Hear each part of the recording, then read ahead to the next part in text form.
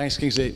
I guess I'm one of a breed of entrepreneurs who are based in Ireland but internationally facing internationally, and there's about 500 people in my peer group, people who are running international businesses out of Ireland, and it may not always be obvious to those who come here from outside, but there's been a sort of a quiet revolution where people all over Ireland are starting really smart businesses, and in fact are becoming foreign direct investors themselves. Many Irish technology companies and other really smart companies are basing themselves all over the world. Companies like NetWatch, which provides security services in many parts of the world, is headquartered in Carlow and based there. My previous company, Stockbite, was based in Kerry and had customers in 70 countries. So I guess it's a really exciting time. You don't hear an awful lot about these companies. They're mostly privately owned, but they're contributing significantly to the economic revival in Ireland, and it's only through programs like the Ernst & Young Entrepreneur of the Year Awards that they become visible. And I'm a former category winner in that competition, and the alumni of those entrepreneurs come together quite a lot and are involved. I work a lot with them in various projects that we're involved in. But I want to tell you first of all about my previous company and how sort of a small Irish company based on the southwest coast in County Kerry had experienced some international success just very early on in the picture industry. So I guess in 1986, the desktop publishing revolution started, and the Apple Macintosh computer came out and revolutionized the way pictures and words could be published on screen for the first time. Prior to that, it was really complex technology and very expensive. So when Steve Jobs brought out the Apple Macintosh, he changed many careers, and he certainly changed mine as well. It gave me the opportunity, as a photographer coming from a photographic background, to actually create content that would sell all over the world. So there was a traditional stock photo industry, and that was an analog industry where people licensed pictures, which sat in filing cabinets, transparencies around the world. And at that time, I was running a pre-press company which provided services to creative companies in Ireland and the UK. And we used to get these transparencies, these stock pictures in, and we had to scan them and so on. And it sounded really dumb that this was an analog business, that these weren't available in digital form, that people couldn't see them on the internet. So we thought, there's a really interesting business opportunity here. Why is it that you can't license pictures a lot cheaper than our customers are licensing them? And they're not available. Why aren't they available on the internet for instant download? So we said, right, well, now it's time for us to take the next step and to actually jump into that business ourselves. With a photographic background, we thought it was pretty straightforward. So we became disruptors ourselves for the first time, I guess. Myself and 7 or 8 people based in Tralee in County Kerry, and we launched our first range of products in 1996, launched it at Macworld in the US. Again, typical of the new breed of Irish companies. We weren't setting it up in the Irish market. We launched it in San Francisco because immediately we were addressing a world audience, and that's not just my companies, it's pretty typical of most Irish startups today. And I guess within a couple of years we were achieving significant scale and speed.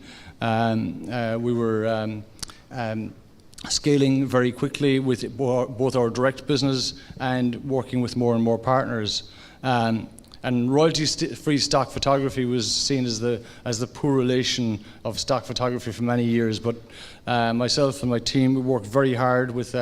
We shot on location all over the world in the United States, in South Africa, in Australia, and in the UK, creating really high quality pictures, bringing a level of creativity that had never been made available before. And this is typical of the usage. We didn't expect when we started that we'd see the pictures that we conceived in Tralee and executed around the world on the covers of Time and Newsweek.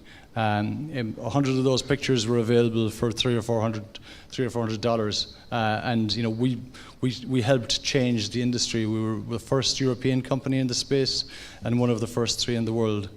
So over the years, the standard of what we were doing rose dramatically. We brought on another brand called Stock Disc, which allowed us to be at the lower end of the market as well.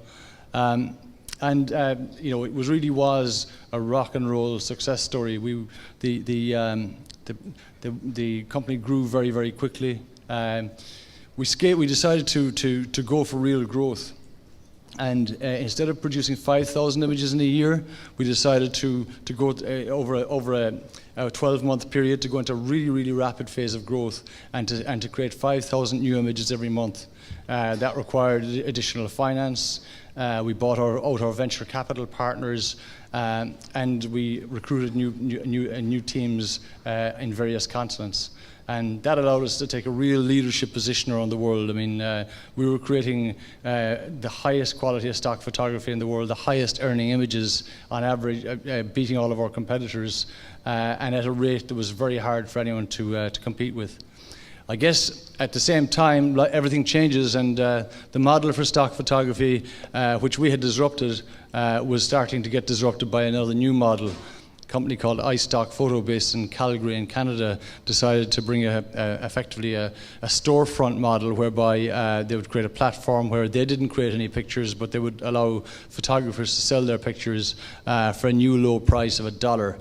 Our average price was about $200. So that kind of blew the hell out of our business model, and we decided very quickly to change before the capital value of the business we were in got destroyed. So we decided to hold an auction for the company. There were finally 3 bidders.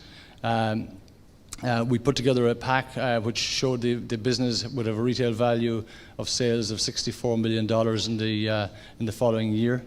And we did manage, one of the underbidder was Bill Gates. Getty Images bought the company for, to everyone's astonishment, $135 million in cash. And on the 6th of April 2006, we sold the company.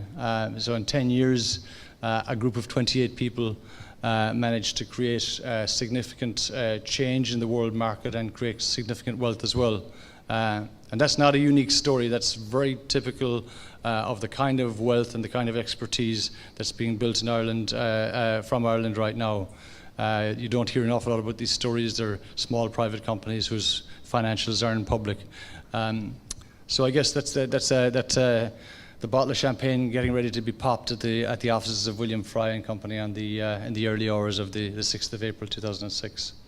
So I guess you know, the lessons that we learned from that were the fact that disruption is a huge factor in business. Things change; they change very quickly, and you know, lots of businesses are changing. I mean, bookmakers, the entire betting business has changed radically. I mean, most people in Ireland seem to bet on their phones now, and that's something that's changed absolutely radically. I mean, 6 years ago they weren't apps. Now everyone is betting using apps on their phone. Music stores have been wiped out. HMV were wiped out in a very short space of time. And software itself, the whole notion of how software is sold, is being wiped out by apps and by software as a service models. Bookstores are also getting wiped. So, you know, we were innovators, we were disruptors, and we were lucky we got out of the way before disruption knocked us out of the game. I guess, you know, as a businessman and as an entrepreneur, there were lots of lessons that we learned, and we took some time to sort of reflect when that business was sold, what the learnings were really, looking back and reflecting, and the fact that we used channel to scale. You know, we were a very, very small company, but we found really strong partners in different countries throughout the world. We had about 120 partners at the end in about 70 countries, and we spent a lot of time building relationships with those partners. Even though it was only a 28-person company, we had 2,200 salespeople all over the world working for those partners, and everything was sold on a revenue-sharing basis. And all of those partners were given very aggressive targets to meet. We worked very aggressively on co-marketing, producing magazines in 30 different languages, and really went at it very aggressively. And we were just, I guess, you know, we were more creative, we were hungrier than any of our competitors. In that space of time, we took 10% of the world market in a very, very competitive business where you had really big guns like Getty Images and Bill Gates backing Corbis. I suppose that whole passion, we love photography. I still love photography. We all loved it, and we loved the fact that we could create an idea and see it used in advertising and billboards all over the world. It was just a really, really empowering, really fun thing to do. And I guess knowing your own industry is really, really important. I mean, we knew it backwards. We knew everyone. We spent a lot of time with understanding our competitors, understanding what made us different, and that was a huge impact. And really understanding why we were different and why we could make a sustainable difference, and ultimately why it was important that we leave the room. That if we hung around for too long, then the capital value of the company would have been completely wiped out. I guess the showing customers love was really, really important as well. All of those 2,200 salespeople and their CEOs, I met them on a personal basis. I mean, I traveled to all of those countries, met others at trade conferences, and made sure that we had a relationship with them. I was the only CEO in the industry who bothered his ass to go and meet them and to give respect to each of those people. Every time we launched a new product, I personally wrote to them and brought them up to speed on it. And it's not rocket science, but it's not everybody bothers to do it. And this is an example of the kind of marketing that we did. Every product we had discs. Every disc product had a postcard, which is a registration card, which was produced in 6 languages.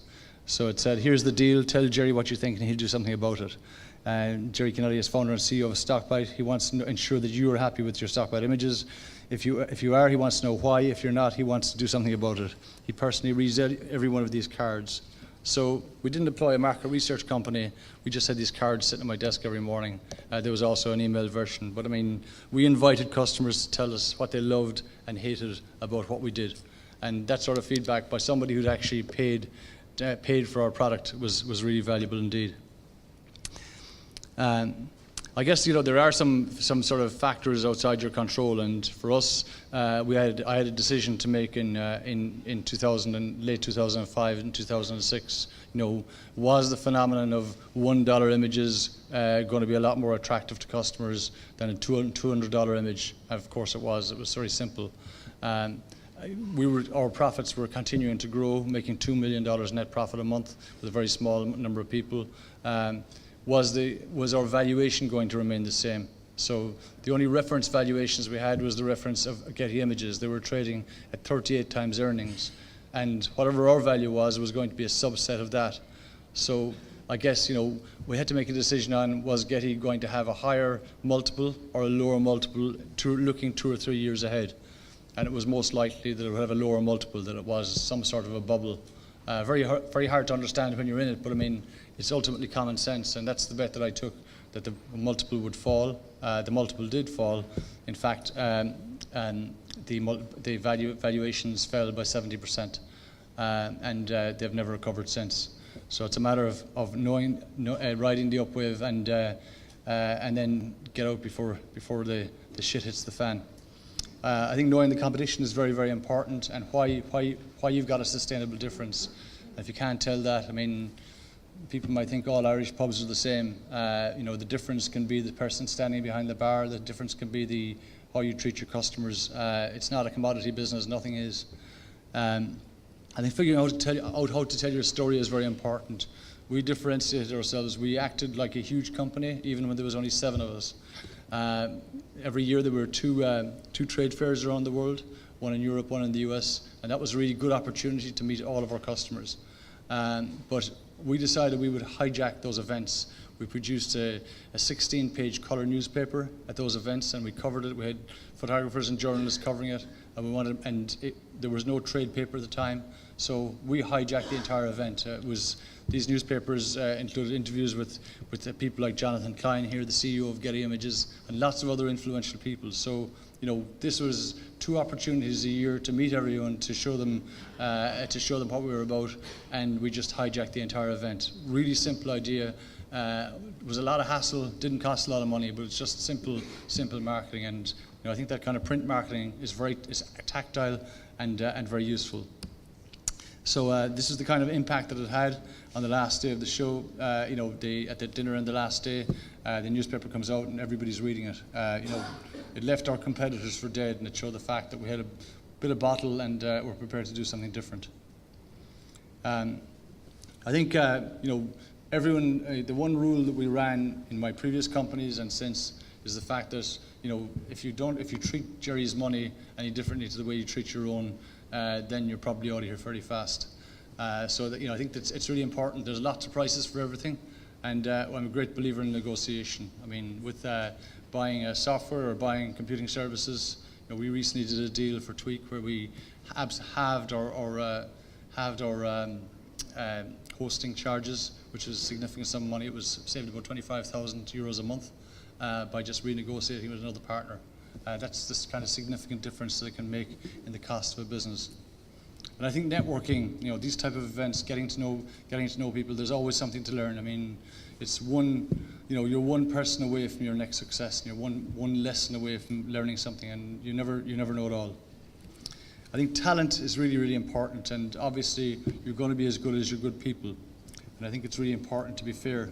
And for me, fairness is about fairness to yourself as the business owner or the business manager, fairness to the shareholders, fairness to the customers, and also fair to all the other staff. So if I was to give you one lesson today from my time in business, I would say it is that you've got to sack the gobshites, because we've all got gobshites in our organizations. There are people who aren't able to perform or don't want to perform, and it's very difficult to do. It's difficult for all of us to get rid of people who just can't do it, but it's really important for the health of a business. And they're the sort of people that bring businesses down ultimately. They're the sort of people that will give your customers bad experiences in your premises.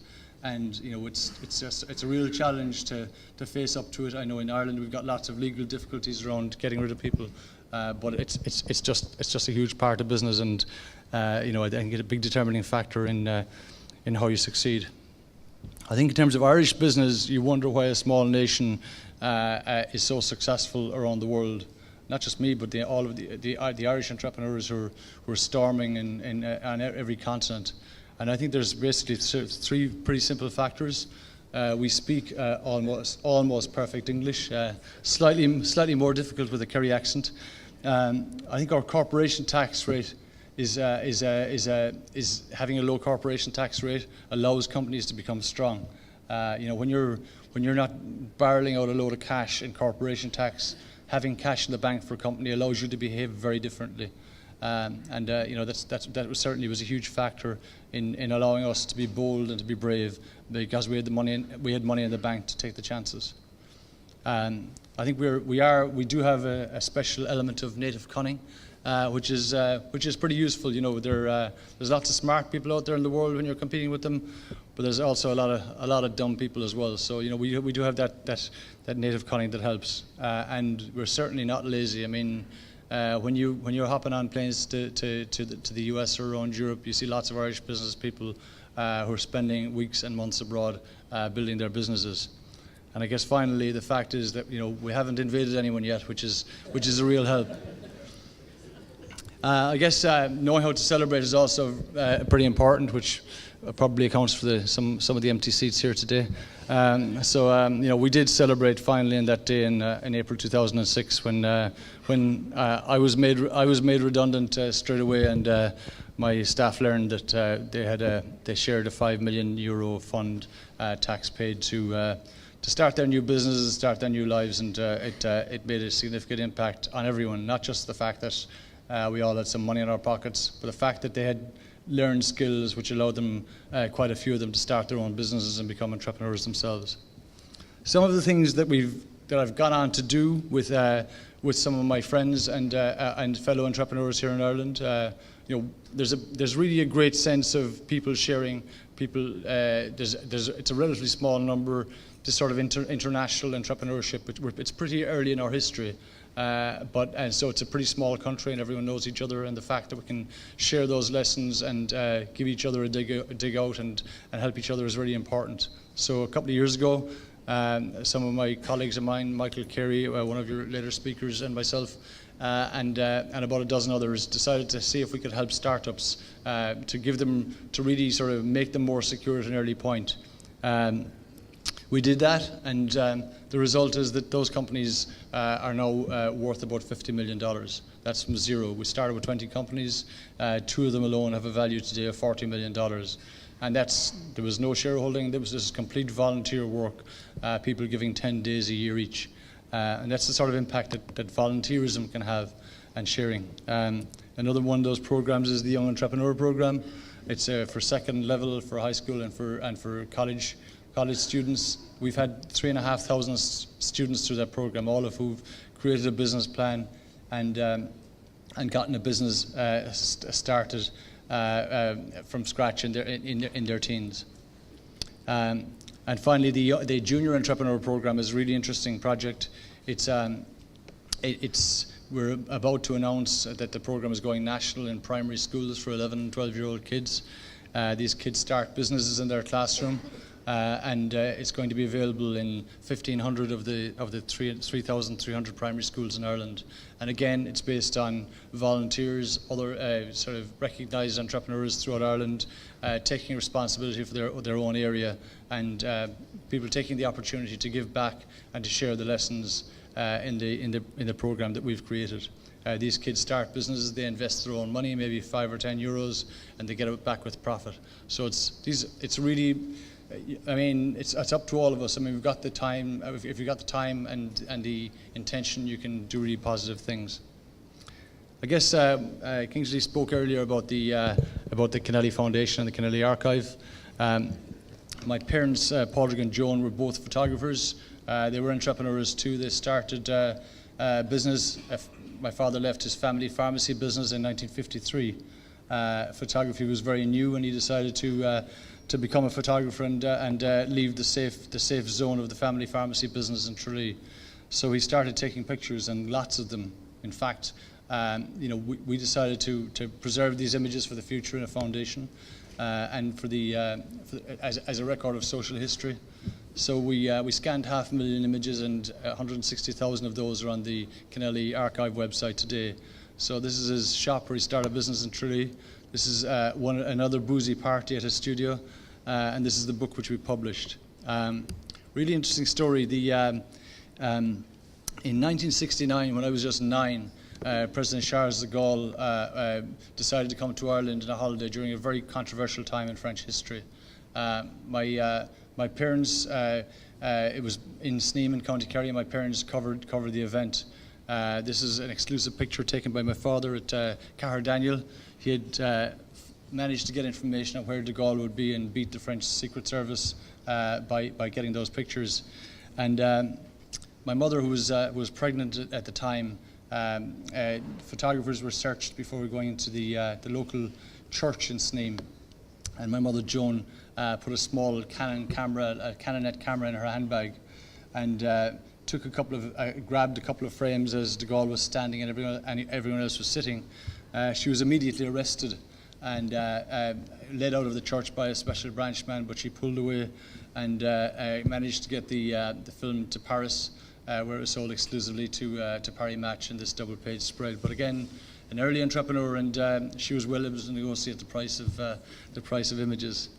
And again, I guess Ireland has changed significantly. These pictures range from 1950s to 1970s. It wasn't too long ago that kids didn't have shoes going to school. This picture here, you may be familiar with the book The Field. This is the actual picture of the moment that Mossy Moore, who is the character upon which the film is based, his body was found in a bog outside of Tralee. My father was on duty working for the national newspapers to capture the moment. All sorts of characters, Richard Nixon, Charlie Haughey in A Quiet Moment. And again, lots of moments of Irish history that we managed to preserve in the foundation beyond the lifetimes, and quite a bit of diversification as well. The itinerant community, for example, not a huge amount of records of their lives, and it's particularly inclusive in that front. Kerry, of course, has a great footballing history. Not so quite recently. Dublin have snatched it off us just for this year. But John Dowling was the captain of the Kerry team. He ran a shoe shop in Tralee, and this is the moment that he placed the Sam Maguire Cup on the window of his store to share with the rest of the community. So, you know, these kind of images are iconic. They show a different lifestyle, and we think that they're worth preserving. So I guess that's to a great extent it. This is. I'd like to give you a quick look at the kind of stuff that I'm doing now. So this is tweet.com. It's a service. It's a bit like a high quality Vistaprint, and it's geared around creating high quality marketing materials at a really low cost. So, for example, with Irish pubs, if you want to create a brochure, we've written all the copy, we've created all the photography. Sorry. Okay.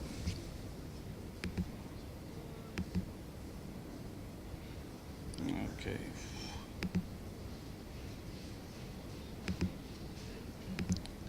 Thank you.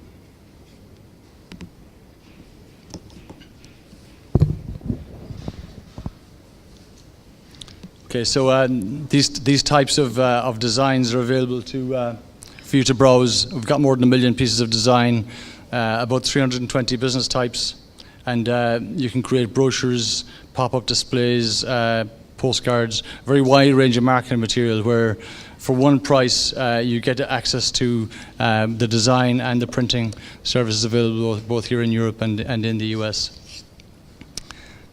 That's pretty much my story. I'm happy to answer any questions if you've got any. Great. Okay, thank you very much. Appreciate it.